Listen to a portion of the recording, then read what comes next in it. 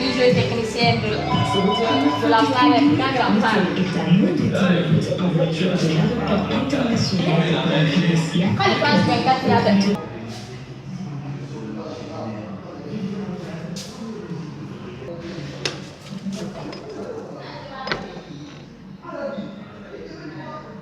Mohamed Souma Abouakar Kamara, conducteur technique à Télé Diallo. Bonjour à toutes, bonjour à tous. Plaisir encore de vous retrouver sur les antennes de la radio de l'innovation.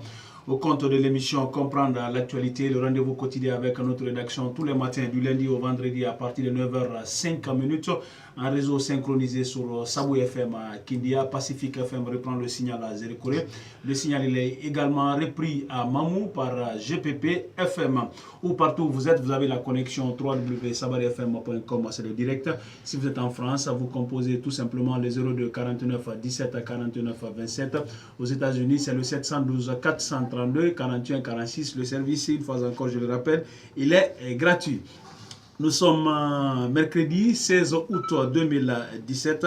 Nous sommes ensemble pour au moins une heure. Au menu de ce rendez-vous, 3 sujets.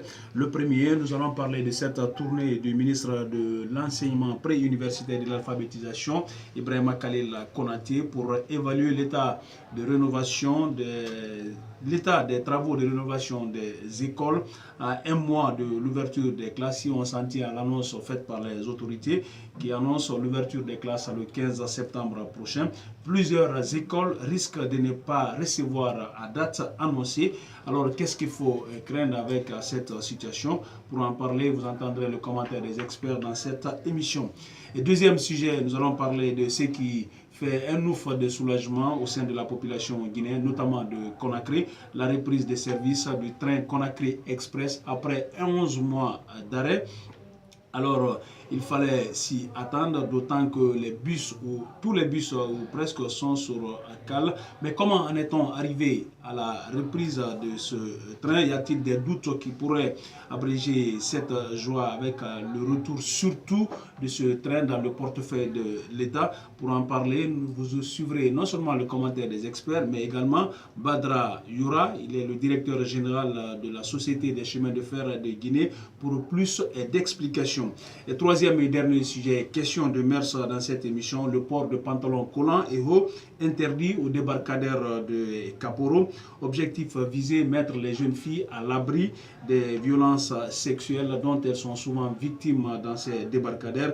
Reportages et commentaires à suivre également dans cette émission. C'est tout le menu de ce rendez-vous avec les experts. Ils sont pour le moment deux autour de moi. Koluba Koivoye qui va nous rejoindre dans sous peu. Barry Mamadou 2, bonjour. Bonjour à tous. Bonjour également à Bakar Kondé. Bonjour Malik, bonjour à tous. Une fois encore, merci de nous préférer. Cette émission, vous pouvez la retrouver sur notre page Facebook Sabari FM officiel 97.3 grâce surtout aux images des Kankou Conté qui nous accompagnent tous les matins. Merci de nous préférer. Bienvenue à tous. Merci de nous rejoindre dans cette émission. Avant le développement de ces 3 titres, hier on s'est quitté sur une information relative à cet appel du président Alpha Condé, président de l'Union africaine, vis-à-vis des partenaires de l'Afrique pour qu'on puisse enfin débloquer les 400 millions de dollars nécessaires pour l'opérationnalisation de la force de G5 du Sahel, composé des pays comme le Burkina Faso, le Mali, la Mauritanie, le Tchad et le Niger, dans la lutte contre le terrorisme, mais également qui a annoncé la prise à disposition dans les prochains mois pour l'opérationnalisation enfin de la force africaine en attente. Il le faut aujourd'hui par rapport à ce regain de violence terroriste et djihadiste dans la sous-région. Moi, personnellement, je ne suis pas parmi ceux qui pensent qu'il faut créer une autre armée pour d'autres, alors qu'il existe des armées et tout, parce que l'armée dont vous faites allusion, il s'agit d'un décret, en tout cas de la coopération entre ces 5 pays, comme vous l'avez dit, le G5, comme ils l'ont nommé. Et le choix a été porté sur le général malien Didier Dako, qui doit gérer cette force de 5000 hommes. Et d'ailleurs, le président Alpha, en tant que président en exercice de l'Union africaine, il a fait cet appel, c'est-à-dire de financer rapidement. Mais je crois que les États doivent être responsables. Il faut que les gouvernements africains soient responsables.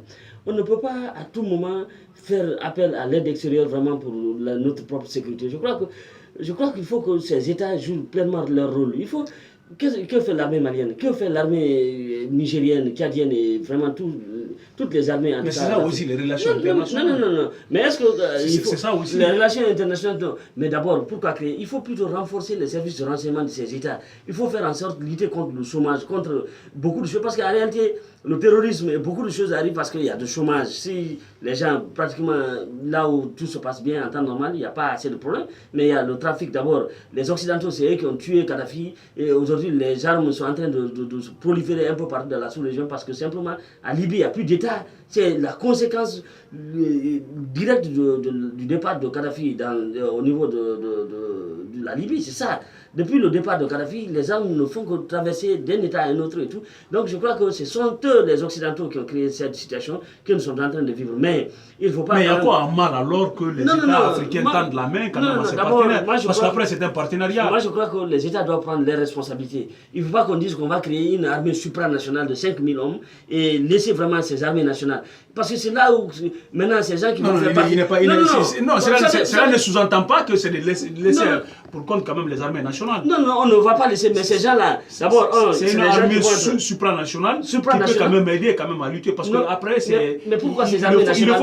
Oui, on va se substituer à ces il faut une synergie. Quelle synergie d'action? Il y a Interpol, il y a beaucoup de choses, les services de renseignement sont interconnectés, ce problème ne se pose pas. Mais il faut plutôt renforcer les armées des États. On sait que la plupart de ces armées sont complètement désarmées. Il y a pas, les gens pratiquement n'ont pas les moyens et tout, parce que quand même aujourd'hui pour lutter contre le terrorisme, il y a les drones, il y a beaucoup de choses et tout, mais je crois qu'il faut aider ces armées-là au lieu de créer une autre armée fantôme et qu'on va demander un financement de 400 millions d'euros. Ça, ce n'est pas normal. Et il ne faut pas à tout moment s'attendre à l'Europe vraiment pour le financement de notre sécurité. Ce n'est pas normal. Kolba, votre réaction par rapport à cet appel du président de l'Union africaine, surtout dans le cadre de la lutte contre les attaques terroristes en Afrique de l'Ouest?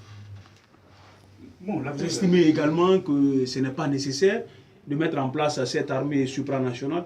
Non, il y a bien une nécessité. D'ailleurs, cette nécessité se manifeste déjà sur certains autres territoires. C'est le cas du Mali, par exemple, où la Guinée amène des contingents au compte du MINUSMA. Au compte du MINUSMA, alors que déjà, il y a bien l'armée guinéenne et l'armée malienne et l'armée tchadienne également qui est intervenue dans cette crise. Il y a même les Français. Alors, j'estime que c'est une autre armée aussi qui intervient sur ce territoire dans le cadre de la lutte contre l'autre forme de terrorisme. Maintenant, le G5, oui, mais le financement également en tendant la main aux partenaires internationaux, ce n'est pas aussi mauvais, mais moi, j'estime que le mal se trouve ailleurs. La gestion même de ces crises, la manière de lutter contre le terrorisme, est-ce qu'il n'y a pas, il n'y a pas de laxisme de ces partenaires même auxquels on fait souvent appel? Parce que ce que je n'ai pas compris dans le cadre de l'intervention de la France, par exemple, au Mali, c'est que au moment où Bamako était en crise, était presque envahi par ces Touaregs et d'autres terroristes, la France est intervenue, cette intervention a été saluée, mais il y a bien une autre France de l'armée qui avait été laissée par la France, supposant qu'Ante Griffe qu'elle était plus ou moins démocratique, elle voulait beaucoup plus de la négociation, mais c'est cette armée qui s'est installée sur certains autres territoires, dans certaines autres localités de Mali aujourd'hui. Ça fait qu'on a du mal à lutter contre ces Touaregs-là. C'est pourquoi je parle de deux poids deux mesures, plutôt même ces partenaires font semblant de lutter contre le mal, alors qu'en réalité ils sont accusés à tort ou à raison d'entretenir même ce mal. Boko Haram au Nigeria, un autre exemple, vous vous souviendrez qu'en fin d'année 2016, cette fraction armée était presque minoritaire déjà, ou alors elle était déjà presque anéantie, mais tout d'un coup, on a vu qu'elle a surgi. Alors, c'est ce qu'on ne comprend pas. Et d'ailleurs, il y a certaines autres discussions qui accusent même la France d'être le partenaire, un des partenaires dans le cadre du financement de Boko Haram. Donc, ce sont les mêmes qui viennent semer le bordel, excusez-moi, sur nos territoires et ils reviennent comme si c'était pas compliqué. C'est ça le paradoxe. Alors, Abakar Condé, il y avait une nécessité quand même par rapport à cet appel du président de l'Union africaine, Alpha Condé, et avec le requin d'attaques terroristes aujourd'hui dans la sous-région. Oui, là c'est une évidence, c'est une nécessité bien sûr de faire appel aux différentes forces armées du Sahel, à mutualiser leurs forces pour contrecarrer les velléités des djihadistes. C'est tout à fait normal, mais je pense que l'origine, Barry l'a dit, c'est un peu la crise en Libye. Et la solution d'abord, il va falloir d'abord aider les peuples libyens à recouvrir la sérénité. Oui, mais les attaques terroristes n'ont pas commencé quand même non, mais en écoutez, Afrique avec la base arrière de ces terroristes aujourd'hui, c'est l'Algérie et la Libye. Donc, tant qu'on ne réussit pas à sécuriser cette corde-là, on ne pourra jamais réussir à mettre fin à ce terrorisme-là.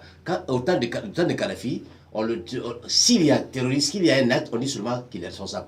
Parce qu'on sait qu'il a le contrôle sur tout le Sahel, de ce côté-là. Et de l'Algérie en passant par la Libye. Donc il avait la même mise sur ce côté-là. Donc pratiquement, on n'entendait pas parler de ces djihadistes-là. Depuis qu'il est parti, dès qu'on pourchasse les gens du côté du nord du Mali, ils fuient pour aller soit en Algérie, soit en Libye. Parce que là-bas, c'est une terre déserte, c'est un endroit où vraiment, il n'y a pas un contrôle policier, il n'y a pas un contrôle de la gendarmerie. Donc, ils sont libres. Donc, il faut qu'on mutualise. C'est pourquoi il est bon, quand on va mettre en place cette force-là, les G5 là, on va essayer d'abord de renforcer la sécurité du côté de la Libye et de l'Algérie, impliquer davantage les autorités libyennes et les autorités algériennes pour assurer les frontières, la sécurité au niveau des frontières. Comme ça sera facile de pourchasser les gens et de les rattraper. Donc je pense que l'idéal, cette idée, c'est une très bonne idée qu'on fasse appel à ces 5, parce que déjà, le Niger, vous savez que le Niger est déjà habitué, il y a le Tchad qui est déjà habitué à cette lutte contre les djihadistes, surtout côté du Sahel. Le Tchad s'est illustré dans ce combat-là. Donc je pense que si on mutualise les forces, mais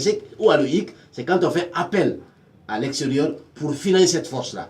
Et tout le monde, beaucoup le savent, beaucoup le disent d'ailleurs que ce sont des guerres qui arrangent ces forces extérieures parce que ça permet de ventiler facilement les armes, de vendre des armes à ces pays africains qui sont dans la nécessité. Donc je pense qu'on va peut-être prêter de l'argent à ces Occidentaux, aller encore acheter leurs armes pour venir nous s'entretuer entre nous. Donc je pense que l'idéal, c'est qu'on essaye de prendre nos responsabilités à deux mains sur le plan économique, sur le plan politique, qu'on essaye de demander que ces États africains, comme ceux qu'ils ont fait aujourd'hui pour le financement de l'Union africaine, l'idéal c'est bien que les pays africains puissent prendre leur propre argent, financer, comme ça on a une autonomie financière. Donc, mais si on veut créer une force pour combattre le terrorisme et qu'on dise aux Occidentaux de nous prêter de l'argent pour mettre en place cette force-là, ce sera de l'illusion, c'est-à-dire vouloir quelque chose et son contraire. On ne peut pas vouloir combattre le terrorisme et on sait que le terrorisme est armé par ces Occidentaux-là, par ces pays de l'Est-là. Donc, et au même moment, on veut que ces gens nous aident maintenant à combattre les mêmes personnes pour lesquelles ils vivent. Parce que le terrorisme, c'est ce qui fait vivre beaucoup de marchands d'armes. D'accord. En tout cas, nous allons suivre de près l'opérationnalisation des troupes du G5 évaluées à 5000 hommes, mais également la mise en place prochaine de la force africaine en attente qui n'a que trop tardé. On se rappelle, le commandant de cette force, c'était le général Sekouba Konaté, l'ancien président de la